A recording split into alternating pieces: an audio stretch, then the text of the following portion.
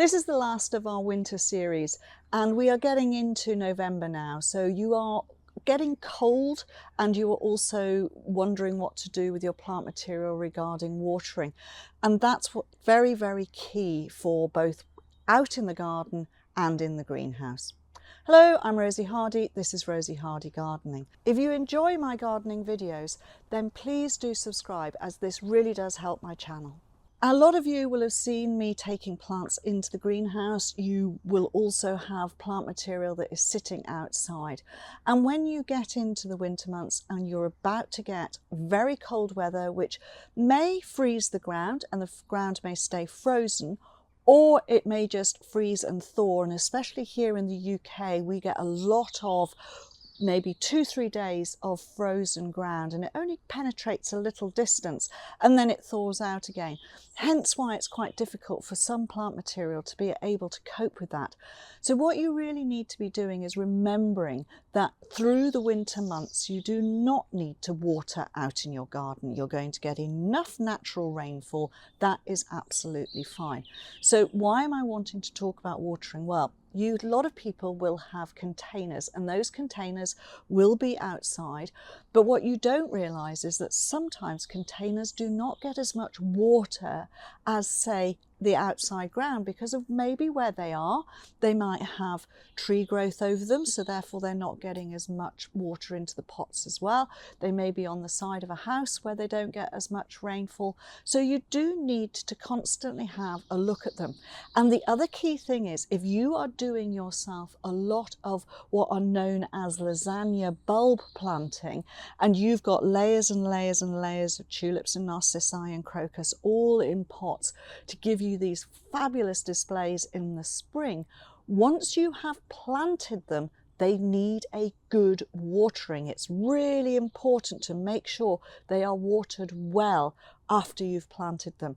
And then if you're putting container plants over the tops, that's fine. Or if you are protecting over the tops that you don't get things like squirrels or mice going in there and you're covering over, be careful that you don't put a cover over there which is going to stop water getting in. So probably every month or so you need to have a look at those containers. If it's possible to lift them and you know what weight they are when they are truly wet, that's absolutely fine. If they just look a little bit dry on the top, remember to go down with your finger down in the side and just double check that that isn't just, maybe the sun's been out for 2 hours and it's dried the top bit. Then it'll only be the top surface, it won't be lower down. So remembering that the pots that you've got may need a little bit of water. Remember, when you first plant your bulbs, they need the water then. So do not overwater the outside containers, unless of course you've got evergreens in there. See, evergreen shrubs may require some more because they're still actively growing right the way through the season. So just watch out for those as well. Then it's the matter of going inside and looking at watering within your greenhouse or your cold frames.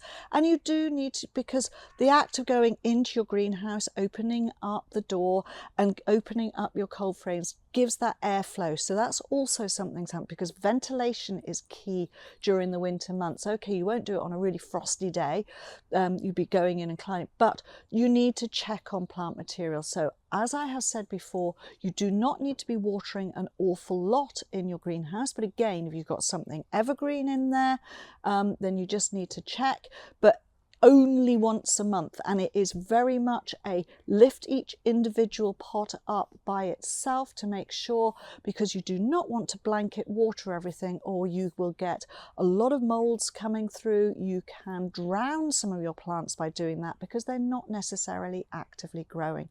And the other really key trick, which I'll probably show you in there, is if you aren't very good, even if you put a label in to say don't water this over the winter months, turn your pots on the side, and that way you won't be watering them too much. Now we'll go and have a look in the tunnel and see how we would be watering those plants in there. This is a collection of my plants, which are also stock plants, and these live in here frost free. So what I want to do with watering for these over winter is keep it to a minimum. So we would check them once a week, maybe a little bit more often, and hand water them, because I'm going to use a watering can, because most of you would have watering cans. You wouldn't necessarily have a hose pipe and rose. So I would take the rose off for when you're watering plants like this. And if you don't lose your rose, put it into the bottom of your watering can like that. And then when you empty, your rose can come back out again. That way you don't lose them, because it's very easy to do. One thing that will happen with these plants is that they're too close together for winter time, so they need to just be a little bit further apart so that you get airflow around them really nicely. And then you just feel and see how wet they are. If they're heavy, you don't need to water them. But the thing with having taken that rose off like that is you can direct the water where you want it and just dribble it in, so you have a much more accurate way of watering these plants. Things like these scabious here, again, would need to be just a little bit further apart. These will also get a cut back. At the moment, these are really quite wet. You can feel the weight of the pots, therefore they are wet. Leave them on a hot sunny day. They may just use a little bit more. Just leave them once a week. Check them, in fact, once every fortnight, but don't overwater. Keep them on the dry side. The key to all of this is resisting the temptation to seeing a plant that's maybe a little bit wilting, or the pot looks as though it's drying out. Resist that urge to water. They do not need very much through the winter months. Keep them dry. Do not drown them. They can't swim. Recently I set up an email newsletter, and if you want to sign up, then please click in the comments link below or scan the QR code on the screen now. If you sign up, you get an exclusive video. This is a video of me explaining colour combinations and plant combinations in real gardens. Now, not only are we talking about watering, we're talking about protecting plants. Now, protecting plants, especially in the winter, a lot of protection is done with this stuff, the fleece, a horticultural fleece, which is brilliant, and you would lay it over the top of your plants. You can either do it straight over the top, or you can use some form of mesh to hold it over so it's not right flat bang on top of the plants. And the other thing that is really key, and this is something that people forget about, is that when you are insulating plants, so say you've got a pot like this and you've got a plant in here, you could wrap that pot with bubble wrap, and you just literally put it all the way around the pot itself. You do not put it on the top area, you do not put it on the bottom. That way that if you do need to water, it can go through, but you are creating a layer. So that can be done with anything. You can use Hessian, you can use bubble wrap, no problem at all. Another thing is, if you have got a cold frame, and your cold frame can be made into two segments, you can fill the cold frame, and you can with either a compost or with straw, something like that. And then what you're going to do is you're going to put your pots in and you're going to plunge them. And again, that is another way of keeping them insulated through the winter months. Horticultural fleece is a really lovely light product. Now, we've got a lot of really big growth on a lot of these plugs here. If this was in a cold tunnel, then we would be fleecing them for when it goes down to say about -2. And you can just take the fleece and go straight over the top and lie it over the plant material like so. This will then be just removed every day, because you do not want it sitting on there all the time. So you can see it is a very light material. It just softly goes down onto your plant material like so. Now, if you've got something that is a little bit more delicate and you don't actually want the fleece to touch the leaves, then use things like small canes, and then you can just put those into your actual trays, and you can see you're going to hold it up above the height of the plant material. This will mean that if it's a really cold period, you haven't got to go in there every single day and lift it, because it's already elevated off the plant material, therefore there is airflow underneath. So that's one key thing, and your stakes can be whatever height depending on your plant material. So that is something, that is a trick that I would say use. Be careful if you've got some of these canes and they go through your fleece, because that can happen. Then, you know, you need to perhaps put a topper on here. You can use cane toppers that you would get when you buy a climbing plant. Keep those because they're really good.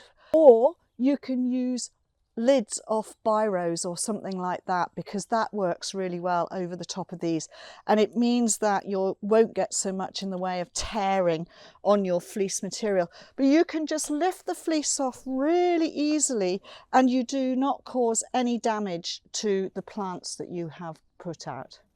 I mentioned utilising things like Hessian or even bubble wrap for insulating your pots. Now this is a ginger and it is not hardy in the UK, so you can use, this is a very lightweight Hessian, but it makes a really good form of being able to protect, and you could wrap it round and do that so that your plant is protected. You could put a string around that then, and that means that its pot is not going to get as cold as it would without this protection. So it's like giving them their own duvet. If you haven't got Hessian material to be able to use, then you could use bubble wrap. But as I say, with bubble wrap, because you're not going to get any airflow through it, then you need to only be using it just around the pot itself. You do not want to be tucking it underneath like that, because the water won't get out. So you would put it around in a tube and then cut off the excess. You could then just put a string around here and that will keep that protected. And again, that's another insulating layer on the pot, keeping the pot warmer. So that would work really well. This is for somebody who's only got a cold greenhouse, and this just gives you that extra bit of warmth with the containers like so. If you've got really lightweight Hessian like this, then with bigger materials such as banana or something like that, this would work on the top because you've got airflow through it, you wouldn't be damaging it. Double thickness around the container, and that just gives you a little bit of extra, probably 2 or 3 degrees extra temperature within those pots. Let's go and have a look at raised beds and plunging plants, which you can do in your cold frames. This is one of our raised beds that we use for either new breeding or for propagation purposes, so that we can have plant material sitting outside. And what I want to show you here is, it's quite an old technique, but it's one of plunging plants into a raised bed. Or you could make this same sort of plunge area within half of a cold frame, and it works really well. What used to happen in Victorian times here in the UK is they used to actually put a layer of rotting manure at the base, which gave you a bit of warmth. Then they'd cover it over with either straw or soil, and then you'd plunge your plants in and then cover it over. So we're going back to that technique. It works. It's really quite easy. So what we're doing is, this is just compost that we have got filled in here, and we are just literally going to take our dahlia pots and we are going to plunge them into this compost. There's a lot of growers who use this technique to overwinter stock plants and other things. You can do the plants quite close together, that's fine, but you just need to have them low enough. And what you will find is, and especially if this is done in a cold frame, and then you are going to be covering over the top of this with your cold frame, it's either a plastic cover or it's a glass cover, they're not going to then get wet. This will remain at a really decent temperature, so you can keep things going quite well. If you haven't got a cover like that, then for this purpose, and these would be perfectly okay, you could again put some fleece over the top of them like so, and you can keep that fleece there. Now you could weight it down. Now obviously a spade is not the right thing to do it with, but you know, you could put some bricks down there, you could peg this here, that will stay, really keeping everything underneath there, and your dahlias would work really well doing it in this format. So think about what you can put into your cold frame, because a lot of people have cold frames where they've got 2 or 3 lifting lids. There's quite often a piece that is the separator. Fill it up with either straw or with compost and plunge your pots into there, and you will be amazed at how well things will survive through the winter months without you having to do anything in the way of buying necessarily any extra heat or lighting for them. It's all done in natural temperatures. I hope this has given you an insight into the watering, and it helps you with what to water, when to water, and then with the insulation of plant material, because that is key. And if you've got plants outside, it really does help with insulating the pots, and the insulation can either be on the outside or the inside of pots. Thank you very much for watching. Please do subscribe to the channel. If you want to watch another video of mine, YouTube thinks this one is perfect for you.